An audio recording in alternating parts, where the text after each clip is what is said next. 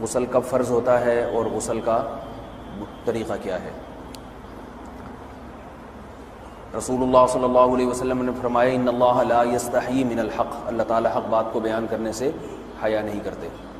تو غسل کے جو مسائل ہیں ان میں بھی بعض دفعہ کچھ ایسی باتیں آتی ہیں جو بظاہر حیا کے خلاف ہیں، لیکن علم کی ایک بات ہے، سیکھنے اور سکھانے میں حیا اگر کریں گے تو پھر ظاہر ہے ساری زندگی جاہل ہی رہے گا انسان۔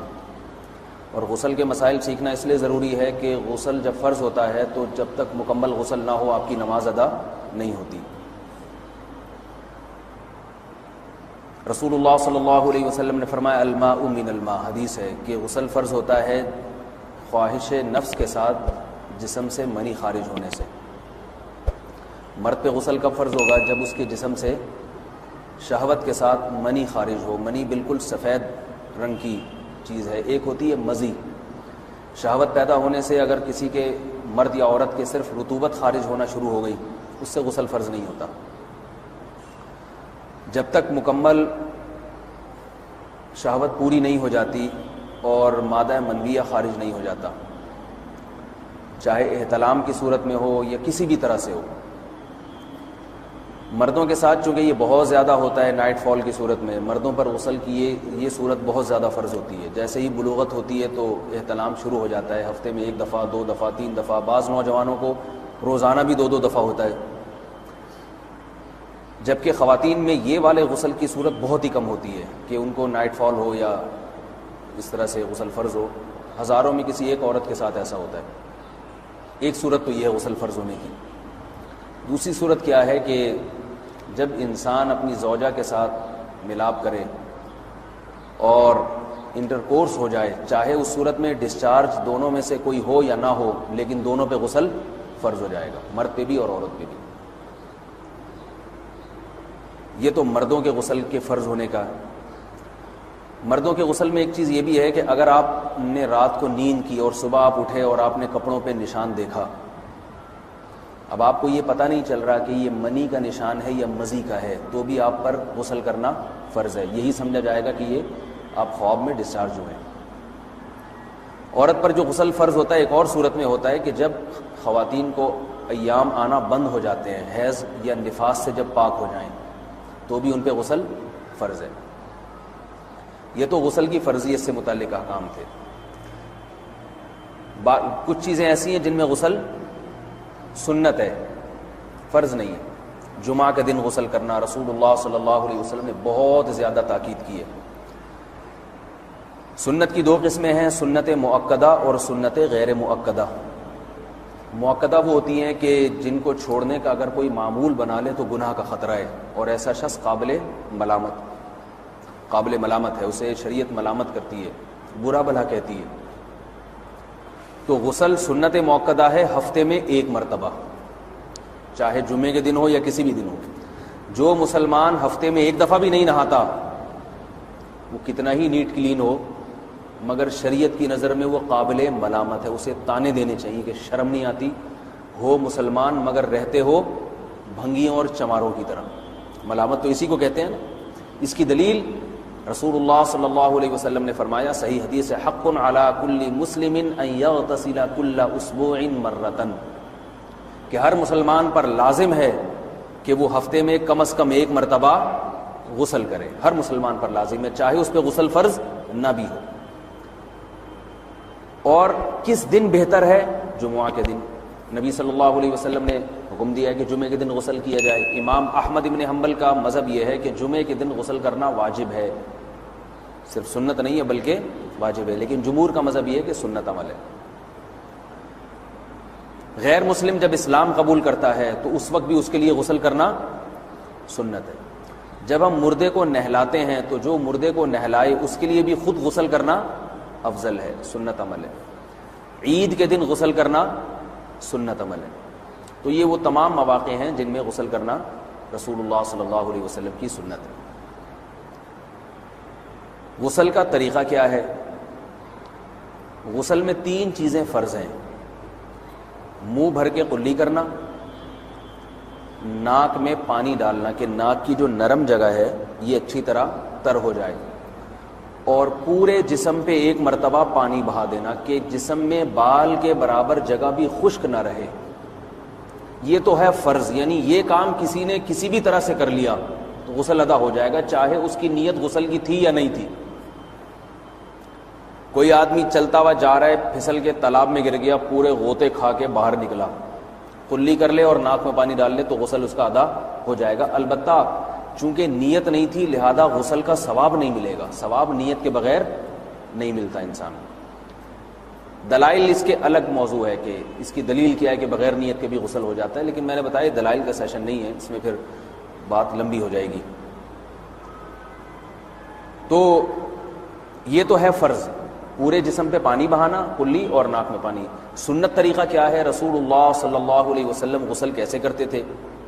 سنت طریقہ جس پہ جو اختیار کرنا چاہیے وہ طریقہ یہ ہے کہ جب آپ غسل کے لیے بیٹھیں تو سب سے پہلے وہ جگہ دھوئیں جہاں نجاست اور ناپاکی لگی ہوئی ہے. نائٹ فال ہوا، کسی کو احتلام ہوا، تو جہاں جہاں گندگی لگی ہے پہلے اس جگہ کو دھوئیں. استنجا کریں، شرمگاہ کو دھوئیں اچھی طرح. سمجھ رہے ہیں بات کو؟ اس کے بعد ہاتھ دھوئیں اور مکمل وضو کریں جیسے ہم عام حالات میں وضو کرتے ہیں. مکمل وضو کرنے کے بعد دائیں کندھے پہ پانی ڈالا، لیفٹ سائڈ پہ پانی ڈالا. پہلے زمانے میں تو چلو سے غسل ہوتا تھا، ہاتھ دھو لیے تو اب چلو سے پانی لے کے یہاں ڈالا جا رہا ہے، چلو سے پانی لے کے یہاں ڈالا جا رہا ہے، پورے جسم پہ ملا جا رہا ہے، اور چلو سے پانی لے کے 3 دفعہ سر پہ ڈالا جا رہا ہے. تو آج کل چلو ولو تو ہے نہیں، شاور کے نیچے جا کے کھڑے ہو جاتے ہیں، تو اس میں یہ کہ شاور کھولیں اس میں کھڑے ہو جائیں، سارے چلو اس میں خود بخود ہی ہو جائیں گے، پورے جسم پہ پانی بہہ جائے گا.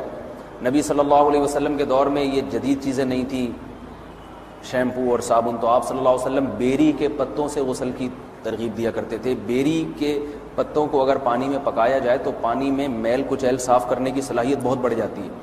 ہمارے زمانے میں اس تکلف کی ضرورت نہیں ہے، صابن ملتے ہیں اس سے نہایا کریں. بہرحال کہنے کا مقصد یہ آپ لوگوں سے، تو یہ سنت طریقے سے غسل ہو جائے گا آپ کا.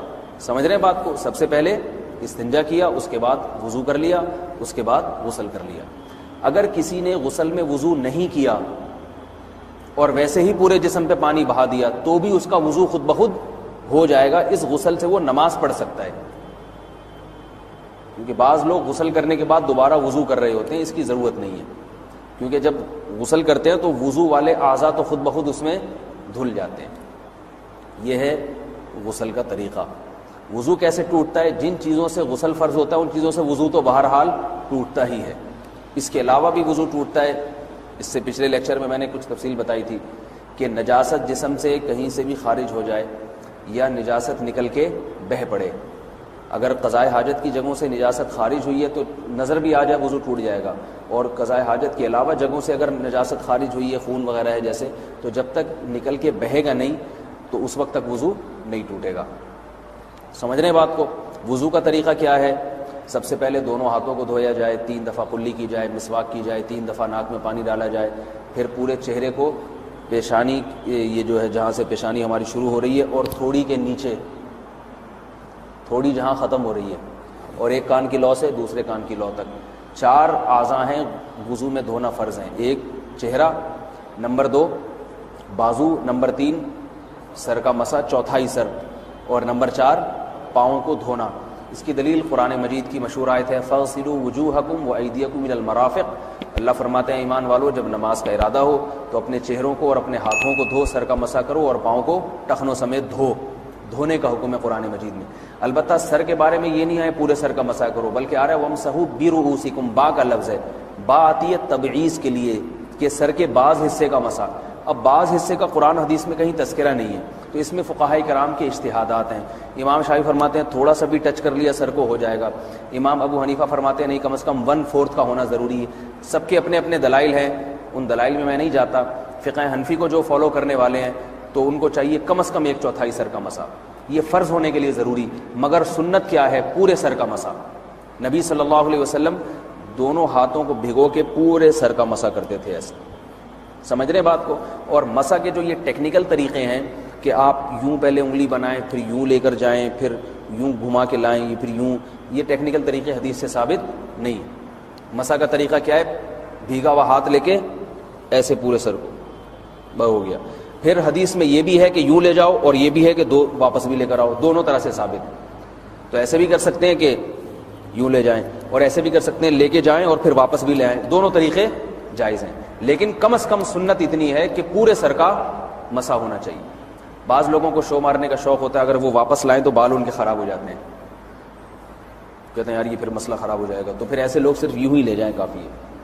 افضل تو یہ کہ یوں بھی لے جائیں یوں بھی لے جائیں، دونوں طرح سے صحیح ہے، بہرحال دونوں حدیث سے ثابت ہیں۔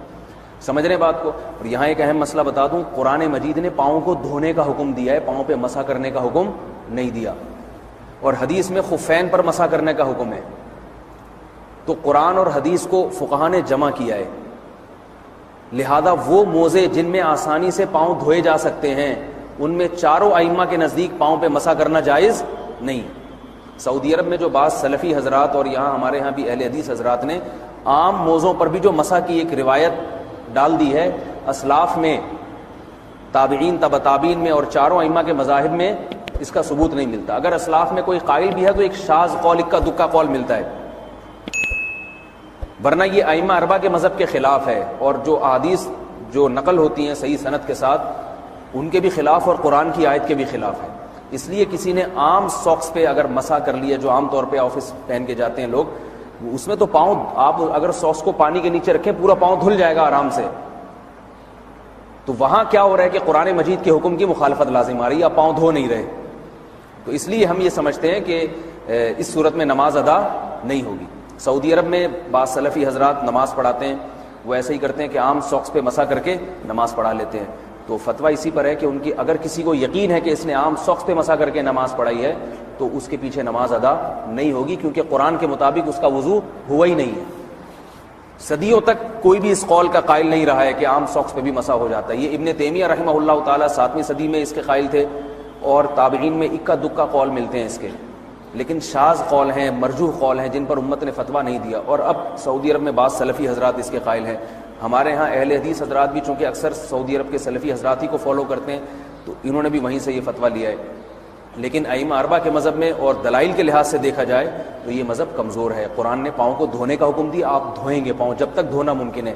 چمڑے کے موزے ہیں ان کو دھونا ممکن نہیں ہے اتارے بغیر، لہذا ان موزوں کے اوپر مسح ہو جائے گا، تو اس سے قرآن پر بھی عمل ہو جائے گا اور حدیث پر بھی عمل ہو جائے گا۔ اس لیے ائمہ اربعہ نے جو قرآن و حدیث کو سمجھ کے جو فیصلہ کیا ہے اس پہ چلنا ہمارے لیے زیادہ مفید ہے بنسبت آج کل کے جو علماء ہیں ان کی اپنی ذاتی آراء پر۔ اس لیے یہ بھی ایک وضو سے متعلق اہم مسئلہ تھا، سمجھ رہے ہیں؟ باقی تو ماشاءاللہ وضو کرنا سب کو آتا ہی ہے۔ اور وضو کے بعد دعا کیا ہے؟ کلمہ شہادت، اشہد ان لا الہ الا اللہ وحدہ لا شریک لہ اشہد ان محمدا عبدہ ورسولہ اللہم اجعلنی من التوابین واجعلنی من المتطہرین۔ اے اللہ تو مجھے بار بار توبہ کرنے والوں میں شامل کر دے اور بار بار پاکیزہ رہنے والوں میں شامل کر دے۔ توبہ اس لیے کہ میں نے ظاہری طہارت تو حاصل کر لی، مجھے روحانی طہارت بھی عطا کر دے۔ اگر میں نے گناہ کی ہوں تو مجھے ان سے بھی توبہ کی توفیق عطا فرما لے، تاکہ اس لحاظ سے بھی میرا وضو ہو جائے، اس لحاظ سے بھی میں پاک ہو جاؤں۔ سبحانک اللہم و بحمدک، نشہد